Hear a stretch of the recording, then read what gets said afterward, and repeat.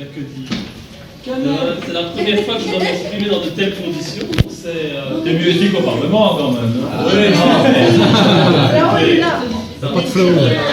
T'as pas de flow ici, tu vas tout seul. On est tous là pour t'écouter. j'ai l'impression de faire un dîner spectacle là.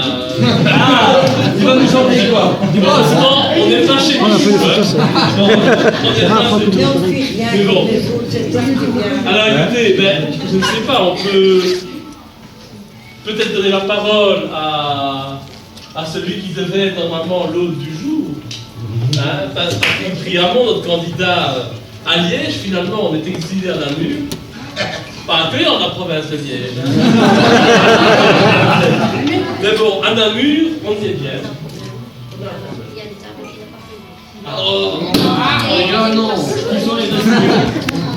À la plombe, les francophones se rendent compte que voter PS, c'est voter la fin du pays. Et les méchants ne sont pas toujours ceux qu'on croit. Parce que moi, j'ai discuté souvent avec la NVA, et la NVA, il me dit, ben, si les francophones sont comme toi, on n'a aucun problème de travailler avec eux. Ça ne nous dérange pas. Mais nous, on en a marre de ces parvenus de PS. Le PTB aussi. Ben, le PTB, de toute façon, le PTB, ils sont dans le rêve de la grande gauche. La Moscou, oui. Hein?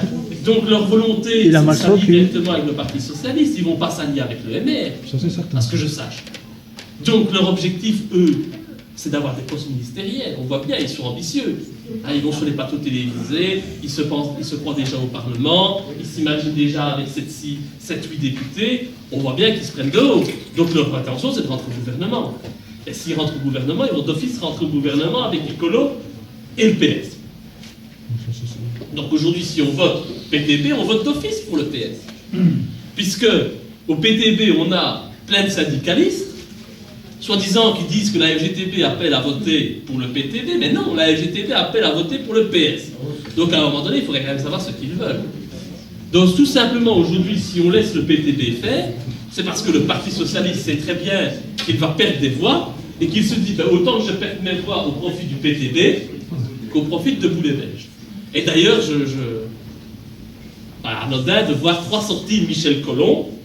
Pour ceux qui ne le connaissent pas, parce que vous êtes nombreux à le pas le connaître, puisqu'il est inconnu pour beaucoup, Michel Collomb est un homme qui se prend pour Soral, qui a beaucoup d'idées sur tout, et aujourd'hui, bon, il a souvent eu des bonnes idées au niveau de la dissidence internationale, mais surtout au niveau des conflits internationaux, mais là, lorsqu'il s'occupe de politique belge, c'est une catastrophe. Et donc de voir Michel Collomb, qui est membre du PTB, faire 3 articles sur son site, descendant en fait de Boulay-Belge, ce n'est pas anodin. C'est parce que tout simplement, on veut orienter l'électorat de gauche, qui se rapproche de Boulay-Belge. C'est clair, parce que nous, on n'est ni gauche ni droite, on a un électorat qui est très populaire. Donc, ils sentent la menace, et donc on essaye d'envoyer Michel Collomb, qui est apprécié par beaucoup de personnes à gauche, pour démolir de Boulay-Belge. Et donc ça, c'est le petit envoyé du PTB pour essayer de récolter des voix. Mais donc on est dans la même logique. PTB n'est pas anti-système. Le PTB, ça fait 40 ans qu'ils sont là, ils n'ont jamais rien fait. Pourquoi depuis 40 ans, il n'y a pas eu un politicien PTB qui a eu le courage de dénoncer certaines choses? Où ils étaient quand il y avait des accusations sur des groupes? Ils étaient où le PTB? À faire des piquets de grève, je veux bien, pour emmerder les gens, c'est pas la peine, on est déjà fait emmerder avec les autres. Hein. Donc voilà, en plus le PTB est un parti menteur, puisqu'il prétend être un parti des travailleurs.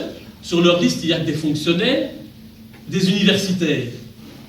Ah oui, ben, soit on décide, soit on est le parti des ouvriers, soit on est le parti de l'élite. Hein. À un moment donné, il faut choisir. Ou alors ils estiment que, voilà, ils se disent être le parti des travailleurs, mais ils estiment que les travailleurs sont trop cons pour faire de la politique, donc ils mettent des universitaires à la place. C'est exactement la logique de Michel Collomb, en fait. Hein. Voilà, donc là, on est vraiment dans... C'est ça, le PTB. Et le PTB, c'est le communisme. Le communisme, c'est quand même plus de morts que le fascisme. Plus de morts, au total. Car on fait plus de ravages. Et donc, il faut quand même bien savoir de quoi on parle. Hein. Le PTB, demain, c'est l'impôt sur la fortune. L'impôt sur la fortune, ça veut dire que toutes les personnes qui ont de l'argent vont quitter le pays. Et qui va consommer? Qui va faire tourner nos usines? Qui va acheter? On voit bien en France ce qui se passe avec l'impôt sur la fortune, c'est une catastrophe. Ils viennent tous chez nous. Là, on serait bête au point d'aller faire la même chose pour faire en sorte qu'ils repartent tous de chez nous. C'est ridicule. C'est ridicule. Au contraire, moi, je préfère que la Belgique devienne une petite Suisse plutôt que de devenir Une un grotte pays où France. il n'y a que des pauvres. Puisque si on laisse le PS faire, il n'y aura que des pauvres. Et puis le PTB, c'est un salaire identique pour tout le monde, hein, qu'on travaille dur, qu'on ne travaille pas dur, finalement tout le monde a le même. Il n'y a plus de mérite. Celui qui veut travailler plus longtemps, de manière plus intense, il ne gagnera pas plus que celui qui se contente de travailler 8 heures par mois. Je trouve que c'est pas logique ça.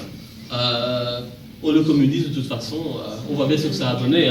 Dans tous les pays où il a été mis en application, le peuple a toujours bien pu subir les conséquences du communisme, mais jamais les dirigeants. Donc on voit bien ce que ça peut nous apporter en Belgique, certainement rien de positif. Vous aurez compris que je n'aime pas le PTB. Je n'aime pas le PTB parce que dès le départ, nous avons tendu la main au PTB pour travailler avec. Depuis plus de 2 ans, je l'ai fait. Il y a toujours eu un refus de leur part. Et pour des gens qui se disent dans une opposition honnête et objective, je pense que ça ne colle pas.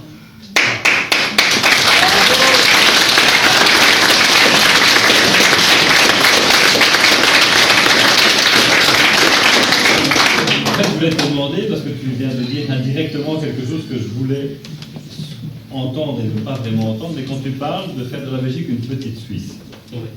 est-ce que tu serais partisan de faire de la Belgique, est-ce que tu crois que la Belgique pourrait devenir un paradis fiscal? Non, je ne dis pas Je veux dire ça. pour les entrepreneurs. Je ne dis pas un paradis fiscal, je dis simplement que la Suisse peut être un exemple à suivre. De quel point de vue? C'est que lorsqu'on parle de notre projet de sortir de l'Union européenne, on dit toujours que c'est impossible. On ne sait pas vivre sans l'Union européenne. Par contre, on a un petit pays au cœur de l'Union européenne. Ce pays n'a pas accès à la mer, ce pays n'a accès à rien, et ce pays vit très bien. C'est la Suisse. Ils ont un port. Ils ont le port, oui. Ils ont un port, puisqu'ils louent un port en Grèce. Ah, ça c'est bien. Je sais pas. Ah bah voilà, tu Je sais. savais pas. Ah bah écoute, voilà. Ils louent. Mais c'est bien, en plus ils vont vivre la Grèce. Oui, d'accord. Voilà. Ça dure depuis plus de 50 ans. Ben, ça, je ne savais pas. Ça, je ne savais pas. Donc, je ne dis pas ici qu'il faut faire de la Belgique un paradis fiscal. Je dis simplement que, en remettant sur pied des frontières, une monnaie nationale, en favorisant nos entreprises, en jouant la carte du protectionnisme, il y a moyen de faire en sorte que nous puissions vivre convenablement. En Belgique, il y a tout en Belgique. On a tout. Même au niveau de l'énergie, aujourd'hui, il y a des énergies renouvelables. Tout existe. On n'a pas besoin d'avoir du gaz qui vient d'Ukraine. La géothermie, la permaculture, l'autosuffisance énergétique, tout ça, ça existe. Même avec nos excréments, on peut faire de l'énergie. Il y a un village au Luxembourg qui est indépendant, qui ne paye pas de facture. On l'oublie. Mais c'est intéressant. Et avec ça, on peut même mêler les... Non, mais c'est vrai. La Suède a déjà commencé à faire ça. Voilà. 5 ans. Ce que je vous dis, c'est pas de la merde, hein. C'est Ouais.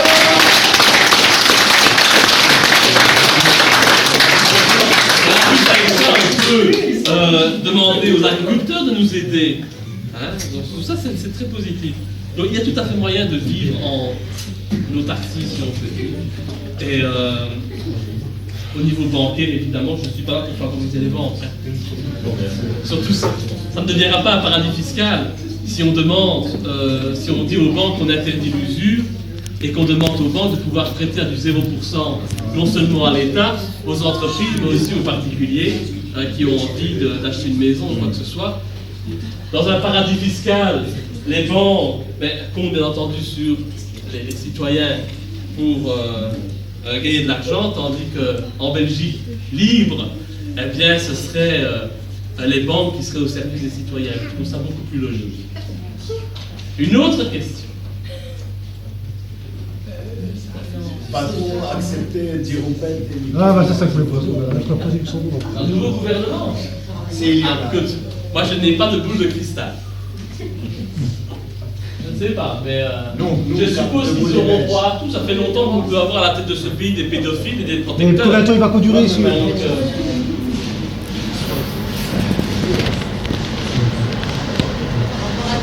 Au revoir.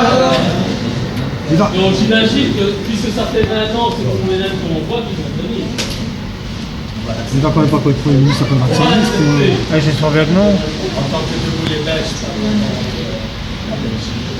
Ça gronde. Le peuple gronde dehors, il n'est pas prêt d'accepter, mais je crains malheureusement les accords politiques passeront et que le prochain gouvernement ressemblera beaucoup à celui-ci. Ah, c'est pas vrai. Pour moi, il n'y aura aucune différence. C'est pas possible. Bah, les gens vont voter de toute façon, je vois pas qu'est-ce qui va. Oui. Mais Oui. Laurent, tu seras toujours tout seul au Parlement? Ah, ça, je ne sais pas. J'espère que non, quand même. Il faut quand même pas. Arnaud, Mais Eh, Laurent, Non, il faut. Parce que le Flamand, Il faut 30 000 voix à Bruxelles pour qu'Arnaud puisse m'accompagner. À 30 000 voix, c'est faisable. Oui, Il faut mobiliser. Je vous avoue que dans les autres provinces, c'est beaucoup plus dur, parce qu'il y a beaucoup moins d'élus. Pour le Luxembourg, on le voit bien. Ils ne pensent même pas. Hein. Il y a 5 élus à Namur, c'est ça. 5 élus. C'est très compliqué. Dans le Brabant Wallon, c'est la même chose. Dans le Luxembourg, il y en a 4. Mais dans le Hainaut, il y en a 18.